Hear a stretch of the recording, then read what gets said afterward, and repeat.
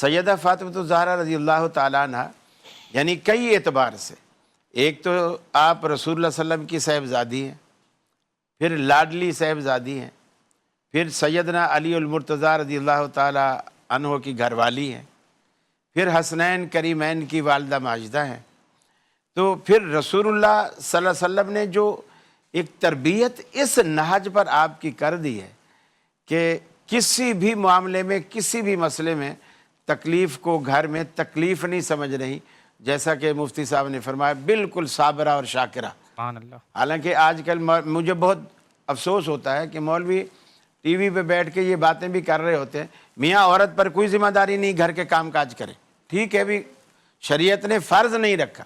لیکن سسرال کا دل جیتنے کو راستہ یہی جاتا ہے۔ خوب، بے شک بے شک۔ اب آپ دیکھیں سیدہ فاطمہ الزہرا رضی اللہ تعالی عنہا کی شخصیت سے بڑھ کر، ان کی ذات سے بڑھ کر، ان کے مقام اور مرتبے اور ان کے خاندان سے بڑھ کر، ان کے میکے سے بڑھ کر، آج دنیا میں کس کا میکا ہے؟ چکی خود پیس رہی ہیں، پانی کے مشکیزیں لا رہی ہیں، گھر کی صفائی خود کر رہی ہیں۔ گرمی کے عالم میں ایک دن اللہ کے رسول دوپہر کو گھر تشریف لائے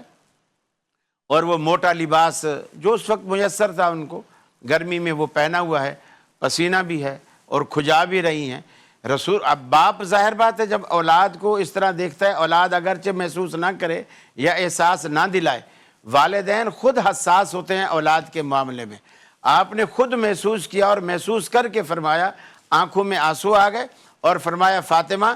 دنیا کی تکلیفوں میں تو صبر کر لے، آخرت میں جنت دلانے کا میں ضامن ہوں، اللہ اکبر، میں تمہیں جنت دلاؤں گا۔ یہ جو صبر اور شکر کا پھل ہے اللہ رب العالمین دیتا ہے، اور ان ہستیوں نے واقعی ثابت کیا کہ جنتوں کے حقدار ہم ہی ہیں،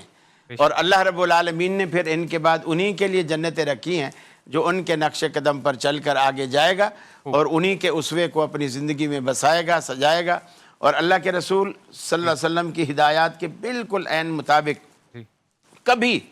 گھر کے اندر یہ آ کر آپ نے شکایت نہیں کی کہ ہمارے گھر میں یہ معاملہ ہے، ہمارے گھر میں جس طرح ہمارے ہاں ہوتا ہے کہ لڑکیاں آج کل جو موبائل فون آ گئے ہیں نا، موبائل فونوں پہ سارے مشورے گھر چلانے کے ماں سے لے رہی ہوتی ہے۔ حالانکہ یہ میکا جو ہے یہ شادی کے بعد میکا اسے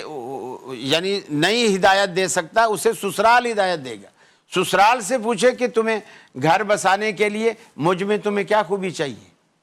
وہ بتائیں ہمارا یہ طریقہ ہے، ہمارا یہ طور طریقہ ہے، ہم اس کو پسند کرتے ہیں، اس چیز کو ناپسند کرتے ہیں۔ وہ شادی کے بعد ماں باپ کی نہیں رہی، جی، اب وہ ان کی ذمہ داری ہے۔ بہت خوب، بہت تو خوب۔ یہی کردار انہوں نے ہمیں دیا کہ ہم اپنی بہو بیٹیوں کو اسی طرح بنائیں۔